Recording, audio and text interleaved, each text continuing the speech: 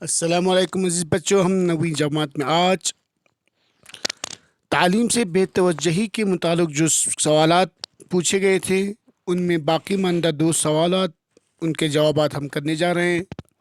آج کا جو یہ کلاس ہے وہ سوال نمبر 4 اور سوال نمبر 5 کے جوابات ہیں۔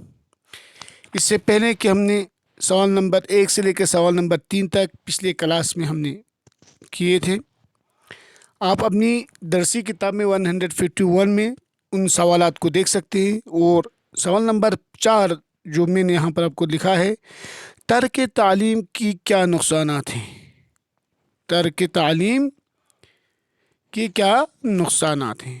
تو ہم نے اس کا جواب لکھا ہے، ترک تعلیم سے انسان کو وقت کے ساتھ چلنے سے روکتی ہے۔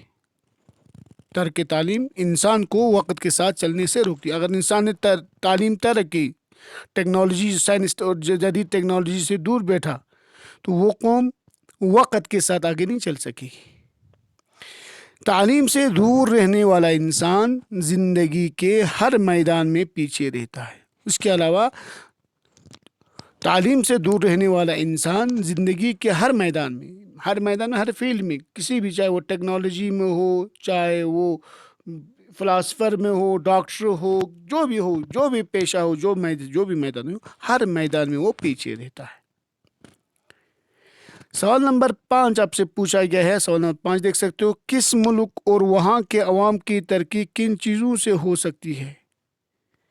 کس ملک اور وہاں کے عوام کی ترقی کن چیزوں سے ہو سکتی ہے؟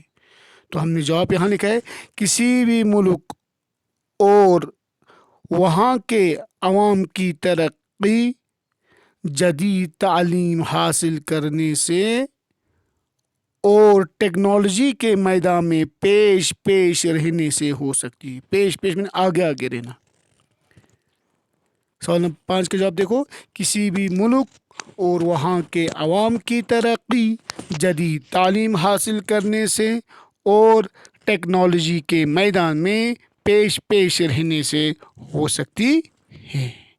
تو عزیز بچوں، یہ تھا آج کا ہمارا کلاس، سوال نمبر 4 اور سوال نمبر 5 کا۔ اس کے بعد اگر آپ اپنی درسی کتاب میں 152 کو دیکھیں، جو میں نے یہاں لکھا نہیں ہے، آپ کو اپنی درسی کتاب میں دیکھ سکتے ہو، صفحہ نمبر 152، جس میں آپ سے ایک سوال پوچھا گیا، شاعر کا حوالہ دے کر اس بند کی وضاحت کیجیے۔ ایک بند لکھا ہے جن کی میں نے آلریڈی تشریح آپ لوگوں کو بھیج